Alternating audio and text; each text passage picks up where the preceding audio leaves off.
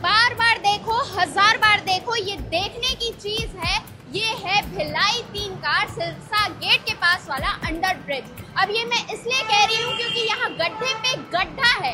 और पता है आपको कि बच्चे जो है पार्थवी कॉलेज के यहीं से इसी रोड से जाते हैं, और ऐसे गड्ढे में जब वो जाएंगे, उनकी गाड़ी जाएगी तो क्या हाल होगा।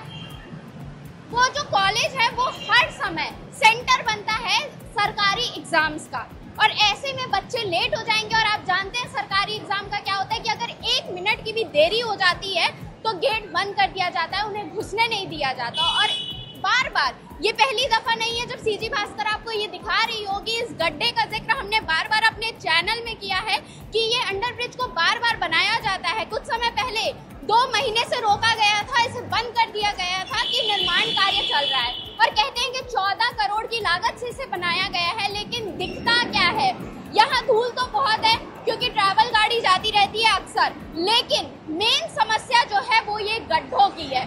जब गाड़ियां यहाँ से जा रही होती है, गड्ढों में फंस जाती है, तो सबसे ज्यादा समस्या होती है आम जनता को, और ये शायद अधिकारियों को नहीं दिखता, उनकी आंखें नहीं खुलती। मैं आपसे सवाल करती हूँ कि अगर आपके बच्चे एग्जाम देने जा रहे हैं और वो गड्ढे के कारण लेट हो जाते हैं, तब आप क्या करेंगे?